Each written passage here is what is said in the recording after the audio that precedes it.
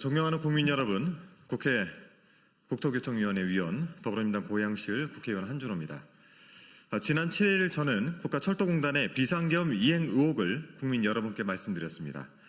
국회가 계엄 해제를 의결한 이후에도 국가철도공단이 계엄 대응 지침을 전 직원에게 전파를 했고 국토교통부 지침 없이 독자적으로 움직인 정황을 공개했습니다. 그런데 추가로 확인된 사실이 더 심각합니다. 국가철도공단은 처음에는 전 직원에게 문자를 발송한 사실이 없다라고 설명을 했습니다. 그러나 의원실이 제보받은 문자 한 건을 제시하자 그제야 문자 발송 사실을 인정을 했습니다. 이후 확인 결과 실제 발송된 문자는 한 건이 아닌 총 4건이었습니다. 처음에는 부인을 했다가 증거가 나오자 인정을 했던 것입니다. 뒤늦게 추가 발송 사실까지 밝혀졌습니다. 이는 단순 착오로 보기가 어렵습니다. 축소 보고 그리고 은폐 시도가 있었던 것은 아닌지 철저하게 밝혀야 합니다. 더 심각한 사실도 확인이 됐습니다.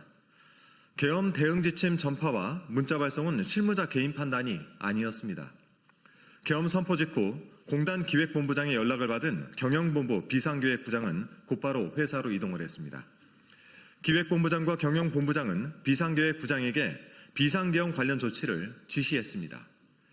비상계획부장은 계엄령에 따른 공단의 이행 지침 관련 회의자료 1건과 공문 3건을 작성을 했고 이를 기획본부장, 경영본부장, 경영노무처장에게 보고했습니다.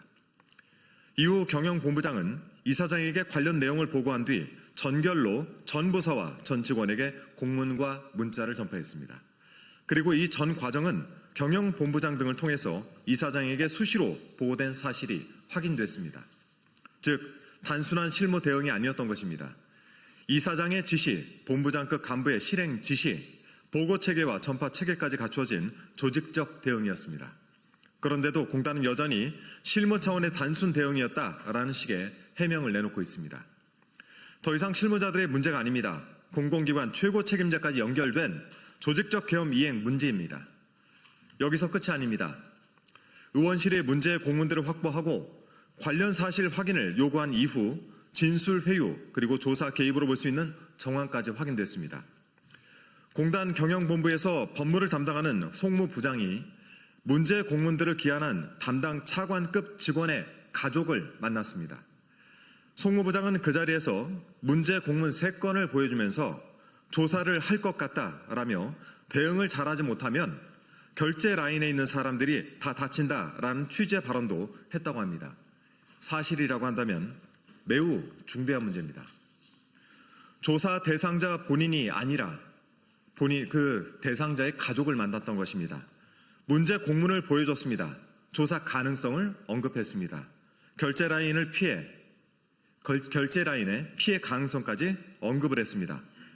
이것이 단순한 대화겠습니까? 또한 우연한 조언이겠습니까?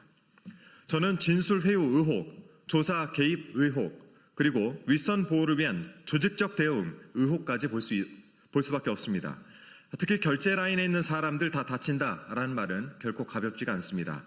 결국 조직을 지키기 위해서 진술을 관리하려 했던 것이 아니겠습니까? 윗선 책임을 막으려 했던 것은 또 아니겠습니까? 국민은 헌법을 지키기 위해서 움직였습니다. 국회는 계엄 해제를 의결했습니다. 그런데 일부 공공기관은 계엄 포고령 이행 체계를 움직였습니다.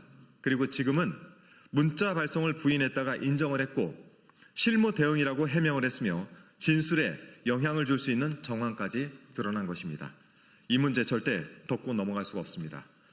현재 김민석 국무총리님 그리고 김윤덕 국토교통부 장관님의 지시로 국가철도공단을 포함해서 전체 공공기관에 대한 조사가 진행 중입니다. 국가철도공단의 계엄 이행 의혹 그리고 문자 발송 축소, 은폐 의혹, 이사장 보고 및 지시 체계, 진술 회의와 조사 개입 의혹까지 철저하게 조사해야 합니다. 또한 관련자 문책도 반드시 이루어져야 합니다. 계엄 이행 의혹도 충격적입니다. 그런데 진실을 밝히는 과정에서 축소 보고와 회유 의혹까지 드러난 것입니다. 사건은 더 커졌고 책임은 더 무거워졌습니다. 반드시 그 책임을 묻겠습니다. 이상입니다.